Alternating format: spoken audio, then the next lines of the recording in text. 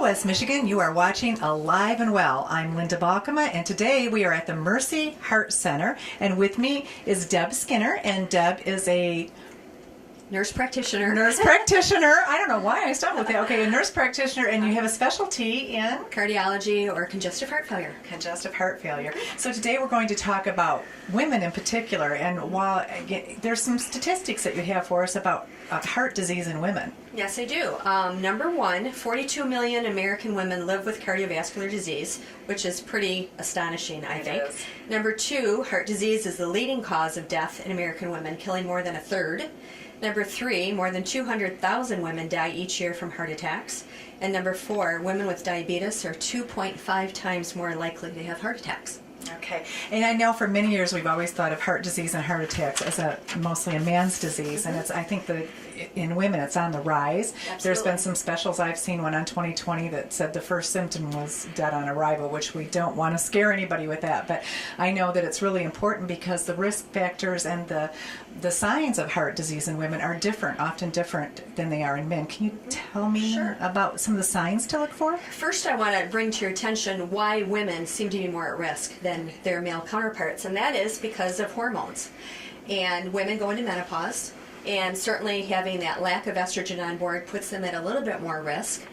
But there are certainly other risk factors that are involved with getting heart disease. Granted, this takes several years, of course, but there are other risk factors that affect both men and women.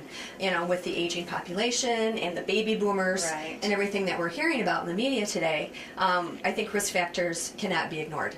That's true. Well, and of course with baby boomers, and we are living longer lives, so of course we're hearing about more of this because as we do live longer lives, and maybe not the healthiest lifestyles we should be living, but we have overall in generations been a little healthier because we are living longer. Absolutely. And I know there's more of us. So yes, those risk factors, I know that high cholesterol, which I battle with. Me too. Yeah, and it just seems to come natural. I think I was about in my mid-30s when suddenly I developed high cholesterol, and I cannot seem to get that down. I try, but it's certainly it could be family risk. You know, you could be the perfect in your diet, you could be perfect with exercise and doing all the things right. But your family tree is what's getting you into trouble. But there's treatments out there. Yes, but there are treatments out there for high cholesterol. Not just a low-fat, low-cholesterol diet, but getting adequate amounts of exercise, at least 30 minutes, 3 times a week if possible. And we're not talking about walking at work, which so many people assume that walking at work is sufficient enough to give them that 20 or 30 minutes justification of exercise, when in fact you really need to get out and have a little sweat coming off your brow. Intentional. And, intentional exercise. And having your heart get up to about 120 beats a minute if you can. So, exercise is key. Watching your diet, of course. Predisposition, with family. Smoking obviously is not a good thing to do. So definitely quitting sooner than later. Watching your alcohol intake. Certainly the more alcohol that you drink, the more at risk you are, especially if you're taking medications. They don't work as well when you're taking alcohol with that.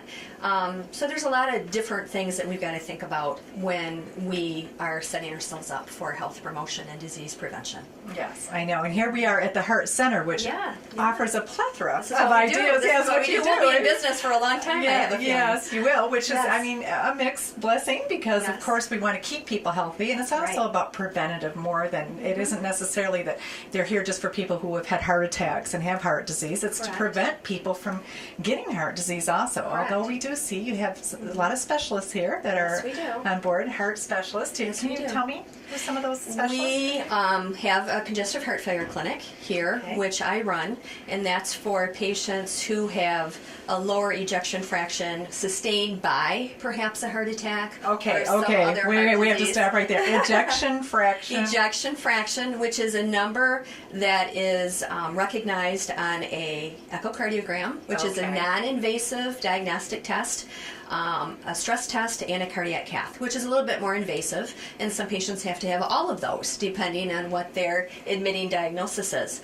Certainly if they come in with chest pain and they have a heart attack, believe me, they're going to end up having all three of those All tests. three of them. Okay, let's break that down and Sure. talk about each of those tests because Okay. I think some people, fear alone keeps them from coming in Sure. and maybe not wanting to admit to some of the signs we tend to ignore Sure. and think, oh, it's heartburn or a number of things. But let's talk about the tests. So there is Okay. a stress test, which I've done. You get, Right. you're on a treadmill or you do some exertion. Sure, and it depends on the individual and what their ability to do activity.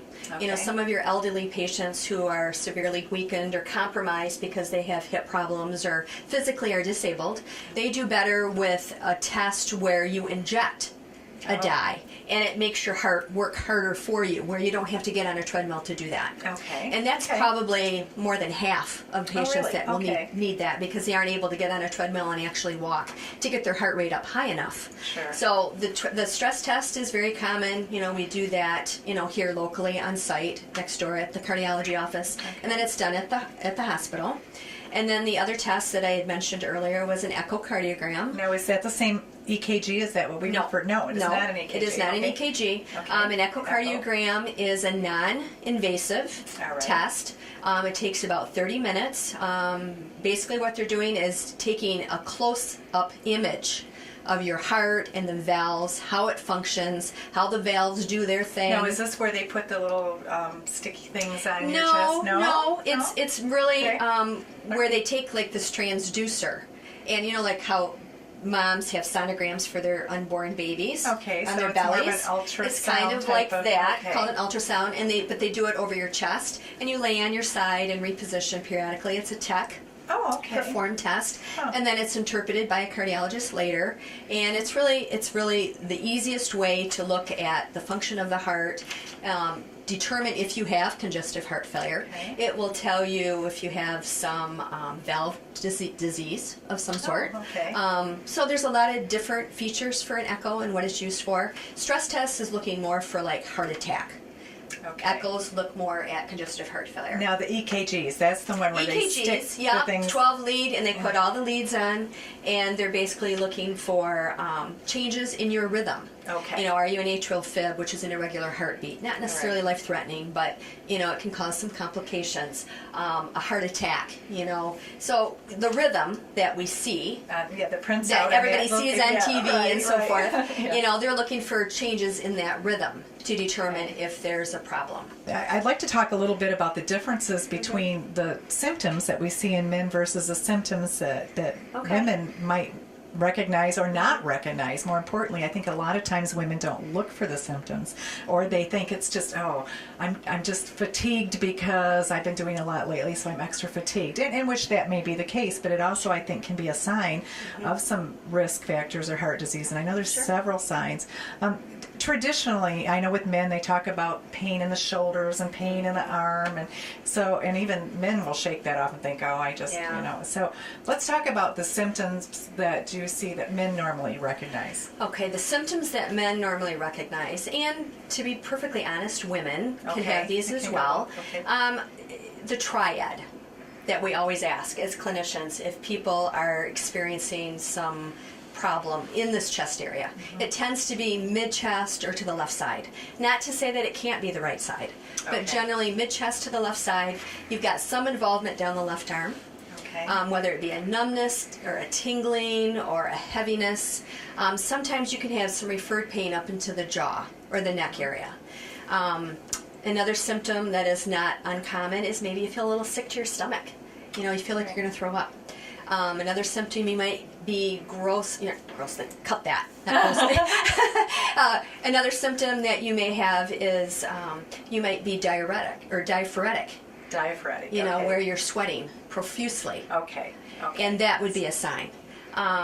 Let's see, some other signs, maybe some dizziness, lightheadedness. Okay. So those are typically the signs that we see with men. With men. And historically, we teach people if you're having crushing chest pain, go right to the hospital. Yeah, get to because ER. you don't know until you prove it otherwise. Sure. You know. Sure. So with women, I've read a little bit, and there's been emails that go around, and it's kind of scary because it's things that we think are just traditional. A lot of times, I think they identify it with just heartburn, indigestion, and not necessarily the feeling in the shoulders or the arms. And sometimes I've even read in the back. Absolutely. So and another symptom or a sign would be some abdominal symptoms, which you definitely wouldn't think was related to a heart attack.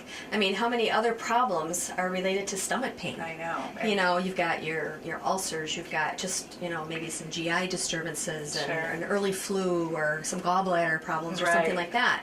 But, you know, abdominal pain can certainly be an ominous kind of sign for women who might be having some early signs of some heart problem that would need to be further investigated. But again, whether, you know, if you're in doubt, you definitely need to go to the hospital and get that checked out until it's been proven otherwise. All right. Well, we're going to talk about some further things to look for and some more prevention. So stay with us, and we'll be back in just a moment.